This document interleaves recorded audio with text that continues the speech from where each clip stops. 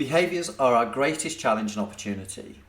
Let me give you some context to why behaviours have become so critical in our work and workplaces.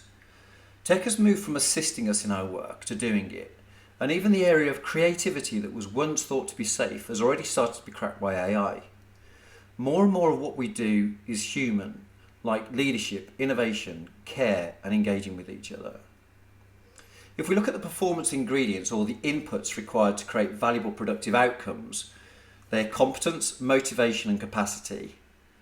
Competence impacts motivation, but motivation doesn't really impact competence other than the desire to gain competence.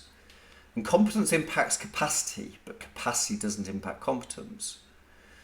The factors that influence performance outcomes have always relied on behaviour, but the weighting is getting greater and greater as our work and workplaces change. More and more of the challenges we face are impacted by behavioural competence, not taking away or detracting from the value of tech, but complementing it. I've created an indicator of scale of impact of behaviours versus technical, shown in the orange versus the blue, orange being behaviours in the words and blue being the technical. I'm not saying it's 100% accurate, but it does give a feel. But organisations are still focused and set up to change and manage technical behaviours and competence, and not behaviours. This outdated approach is starting to hurt, with so many individuals becoming disenfranchised and job hopping to look for organisations who really care about people, customers, community and the environment. That's behavioural. Behaviours that would have once been considered private have become the very factors significantly impacting work, such as relationships, well-being, your energy, trust and confidence. And they all have a massive impact throughout the employee life cycle of our ability to attract people to our organisation, how we induct people into our organisation, the productivity we nurture and kind of achieve from the people that are in our organisation, how we promote people or either vertically or sideways, but how we keep the people that we want to within our organisation. Or if they leave because they have to, because there aren't any other places, but they would be welcome back and would welcome back, and they're great brand ambassadors for your organisation going forwards. Many businesses use the same approach and tools to change behaviours as they do technical competence, but they are different and require a different approach to create sustainable, effective change. This is our technical mind. It's fallow and ready for seeds we sow on it to grow. There's little or no conflicting growth there that would stop the seeds settling and getting the nutrition they need to grow without too much effort and energy. It's a place where everybody can pretty much be treated the same, and we can be sheep dipped through kind of training courses, and the outcome expected be pretty universal for people to be able to understand and accept. This is our behavioural mind, which is very different, and everybody has different experiences throughout their life, which means that their mind and their landscape is different.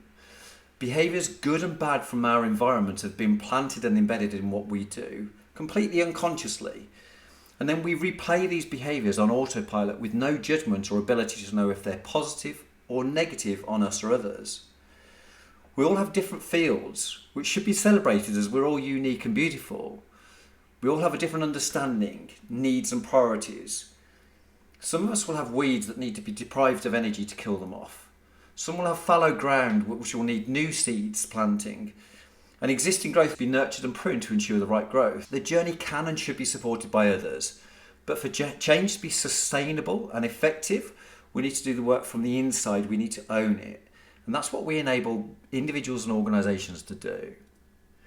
After all, there is no behavioural school. We pick up behaviours from those we encounter throughout our lives, good or bad. And who defines which is which? Which is why we have so many different subcultures in our organisations, and just relying on people picking up and having the right standards and the right behaviours in an organisation, by picking that up, I think is naive and is dangerous for organisations. And how do you fix what you don't know? Now, how do you answer the question, how do I know what I don't know? It's not something you can ask Google or anybody else. It's something you have to be able to identify for yourself. And if we haven't defined it, it's hard to change. It's hard to recognise. And it's really hard to create a consistent movement to be able to help people. And when we do it ourselves, when we own it and we make our own choices, we can be responsible for those consequences. And we do become responsible for those consequences, and we typically look to change for the better. But when we're told what to do, it doesn't elicit the same response. And when you have a clear picture of where you're going, and when you have a clear picture of what the target is, you stand a damn good chance of hitting it. Not knowing what the target is really difficult to know where to aim. And when you have that clear picture, you can really build it together. Without it, conversations about behaviour become really emotional, and it either doesn't happen or it risks being really badly done. Those managers or leaders that are best equipped to have these conversations are few and far between, because they're managers that have kind of got to a stage in themselves and in their life where they're really comfortable with their lot, and they're now giving it and doing it for other people, and they're able to have some of those great challenges. Unfortunately, it's the minority and not the majority. So how do we equip people to do that?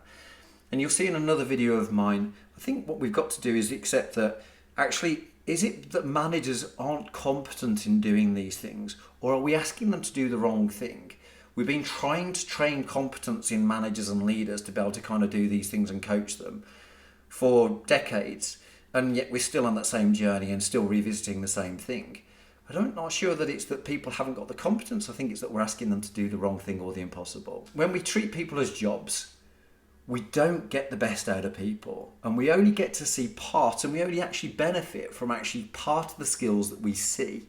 There's a whole load of the person that we don't get to see when we treat them as a job. I think we'll start to see them becoming more and more outdated as roles and skills become more and more rich and lived and mobilised within organisations. Why?